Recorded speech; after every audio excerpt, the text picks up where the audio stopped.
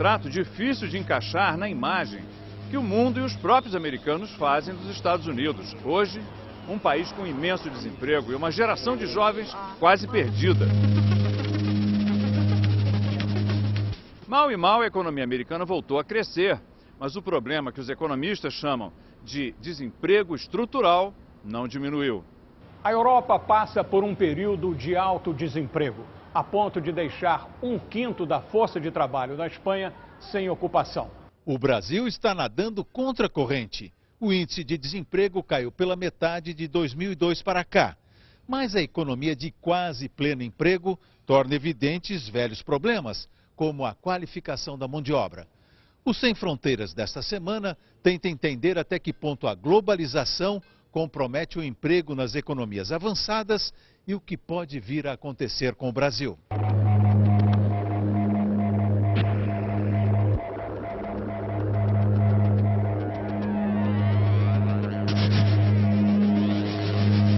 O desemprego na Europa anda em alta porque a economia anda em baixa. A produção cresce pouco ou nem cresce e os postos de trabalho desaparecem. São 20 milhões de pessoas sem trabalho na União Europeia, segundo o Instituto Oficial de Estatísticas da região, o Eurostat. Sobram em pé os empregos mais estáveis, sob contratos difíceis de romper, ou nos setores que ainda aguentam o tranco do esfriamento na economia. Afinal, sempre é preciso gente para cortar cabelo, ou para trocar sola de sapato, que seja dos desempregados, ou para consertar carro de quem segura mais tempo o veículo velho porque perdeu salário para comprar um novo. Lavar roupa também não para. O problema é que vagas novas não surgem em números suficientes para ocupar as muitas pessoas que buscam trabalho. 20% da população ativa na Espanha, por exemplo, não tem ocupação. O índice passa do dobro para espanhóis abaixo dos 25 anos e atrás de emprego. Talvez o primeiro. A história se repete em números atualizados em abril. 14,7% de desemprego na Irlanda, 14,1% na Grécia, 12% em Portugal, 9,4% na França, pouco acima dos Estados Unidos, 8,1% na Itália, 7,6% no Reino Unido. Para comparar, o índice no Brasil é de 6,4%. Respira-se melhor na Alemanha, com 6,1%, graças, sobretudo, à sua eficiente máquina de exportação industrial, das poucas que consegue concorrer com a China. A Alemanha usou alguns mecanismos econômicos para estimular o consumo interno, como por exemplo, estímulos para a compra de veículos, né? Mas a Alemanha usou muito os mecanismos da legislação trabalhista, que é muito flexível. Durante a crise, a Alemanha conseguiu fazer várias acomodações trabalhistas de forma a não despedir. E conforme as empresas foram retomando o fôlego nas suas exportações e também no mercado interno, esses arranjos foram sendo desfeitos e a situação dos empregados voltou a ser a situação normal. E os Estados Unidos não fizeram isso? Os Estados Unidos, eles perderam os empregos e perderam as empresas. A Alemanha cortou muito rapidamente esse processo de perda de emprego, que aconteceu no início do ano 2000, 2001, com a entrada de países do leste europeu no mercado comum europeu, na União Europeia. Muitas empresas começaram a mudar, migrar e levar consigo os empregos, o que deu um verdadeiro desespero nas comunidades locais e o que fez também a Alemanha sentar empregados e trabalhadores e reformularem toda a contratação do trabalho para ter das empresas um compromisso de ficarem na Alemanha e manterem os empregos por muitos anos. Isso aconteceu e deu certo. China.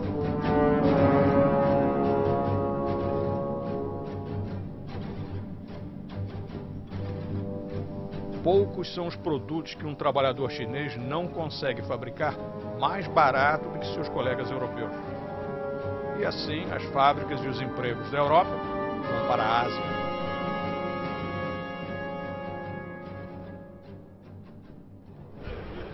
Uma saída é apelar para os serviços. Assim mesmo, só se não exigir presença física na Europa, pois caso dê para fazer via internet, a Índia se ocupa da tarefa, com gente qualificada e a custo de banana. O jeito então é produzir banana, ou café, açúcar, soja, ferro, commodities em grande demanda, sobretudo pela China, em crescimento turbinado. Fácil para o Brasil e vizinhos com terra, clima e riquezas naturais para atender.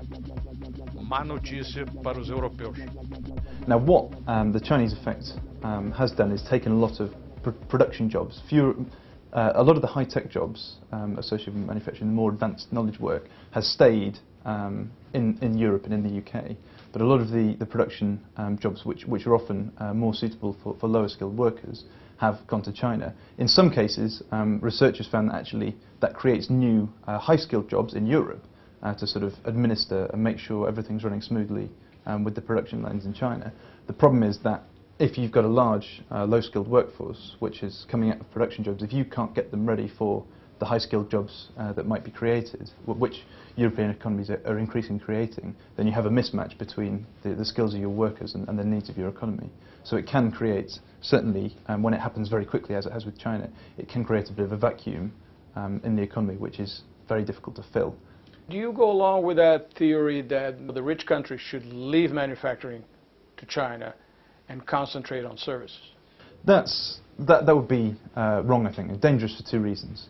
The first one is that a lot of the manufacturing that goes on in Europe, particularly in countries like Germany and France, is actually very high-tech advanced manufacturing. The idea that all manufacturing is sort of low-tech, just requires lots and lots of hands rather than minds, it isn't the case. In Germany, there's millions of people employed in high-tech manufacturing. In Britain, we've had a bit of a problem because our high-tech manufacturing base, the stuff that's supposed to be performing much more strongly, is actually shrinking much faster than low-tech manufacturing. But what that means is that you can't think of manufacturing as just a homogeneous group of activities that all involves making things.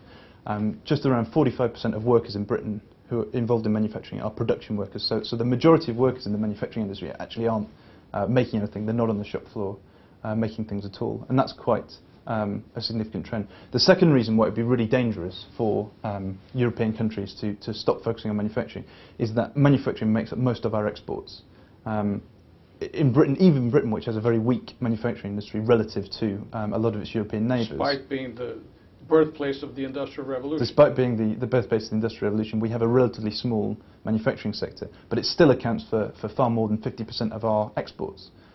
We've got a big trade deficit. We import far more manufactured goods than we export, and people sort of let that obscure the fact that actually manufacturing companies are far more export-facing.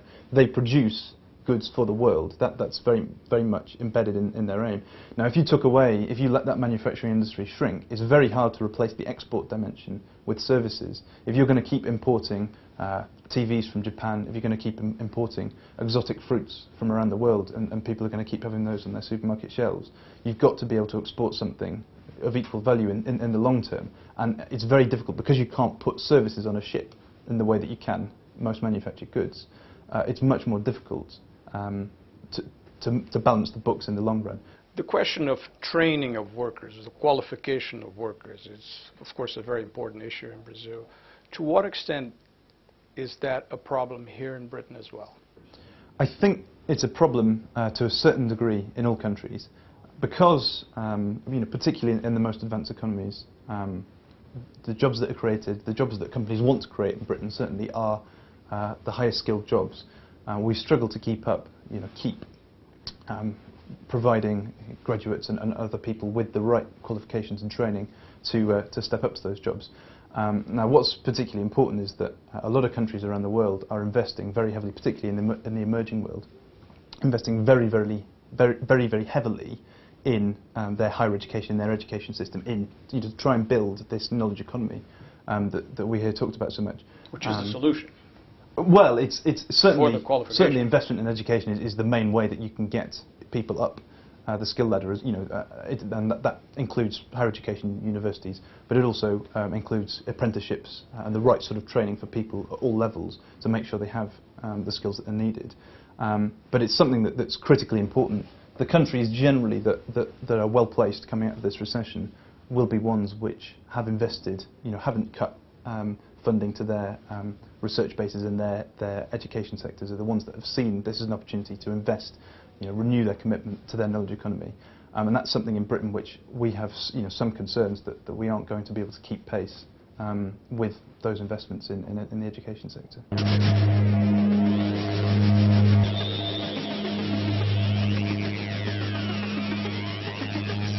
U.S. economic growth so far this year looks to be somewhat slower than expected.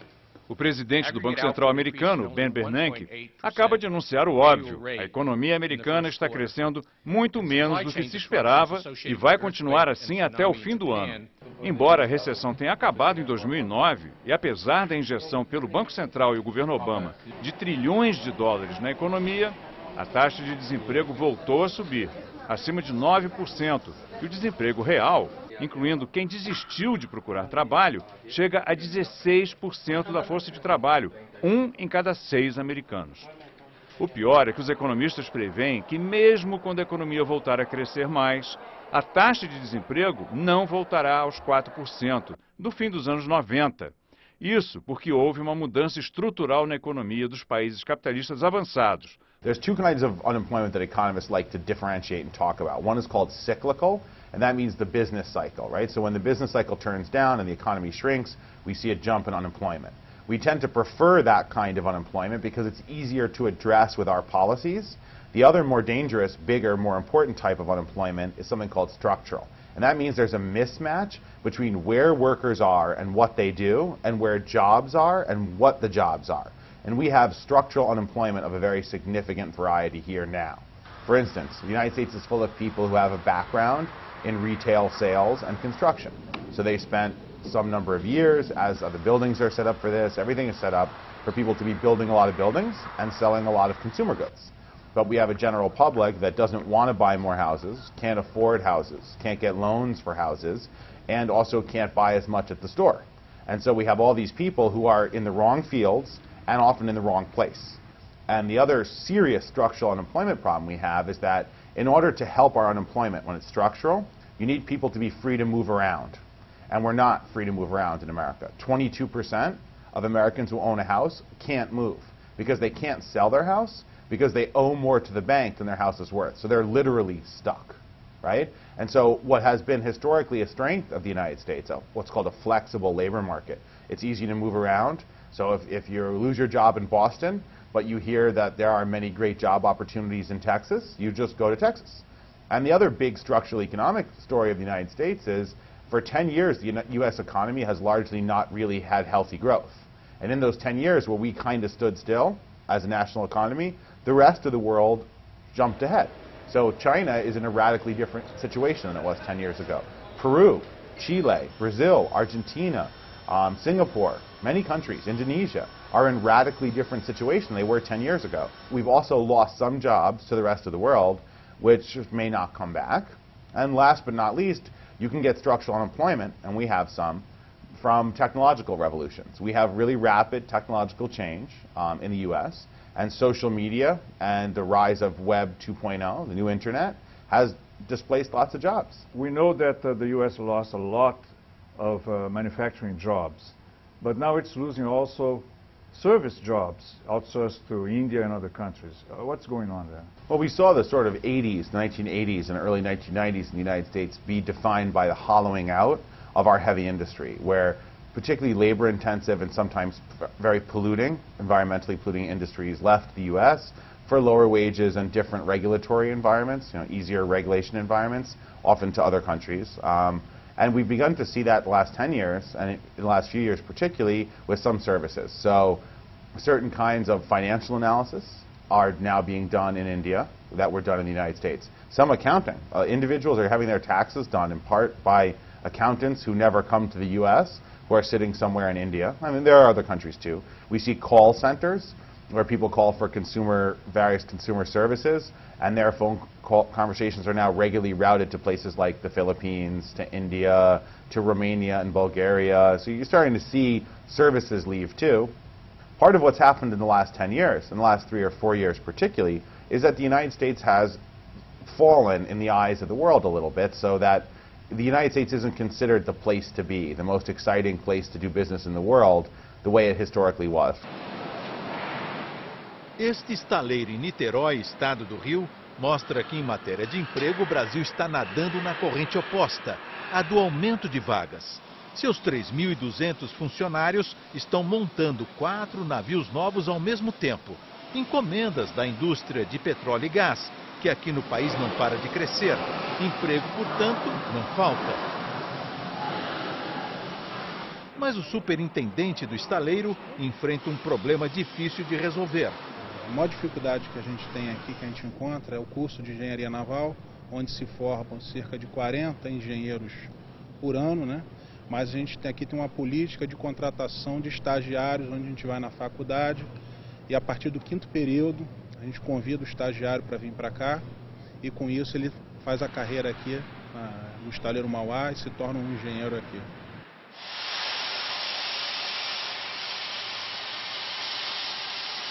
Outra dificuldade do estaleiro, a baixa formação em funções básicas, como a de soldador. Antes havia um curso completo no Rio de Janeiro, agora não. João é coordenador da escola de soldador montada dentro da própria empresa.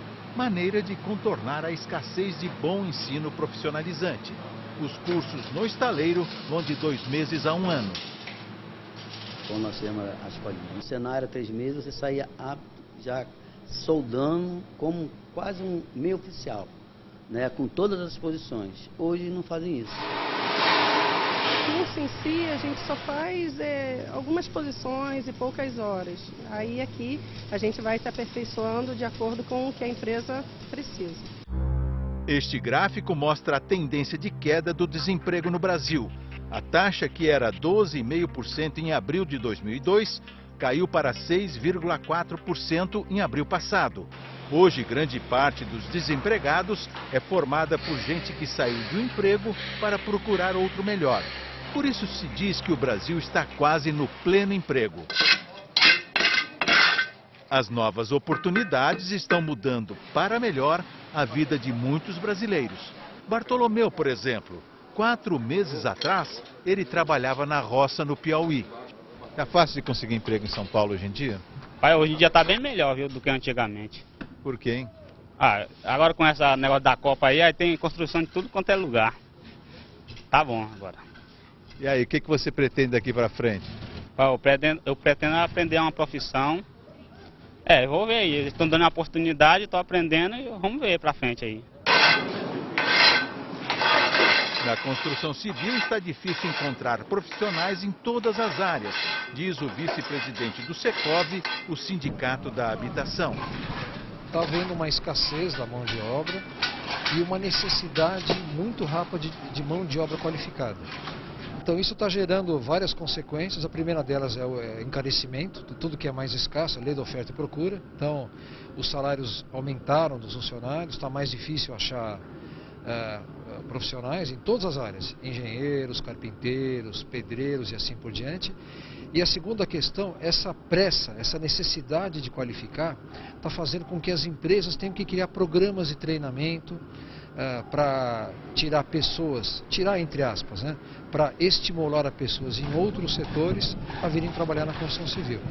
E além disso, o desenvolvimento de tecnologias, a gente fala de engenheirar processos, de tal maneira a gente conseguir técnicas que tenham maior produtividade e que nos permitam resultados com uma quantidade menor de mão de obra.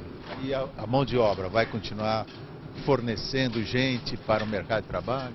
Eu acho que a gente tem uma questão pontual agora, né, de alguns anos, mas eu acho que o mercado naturalmente vai se regular.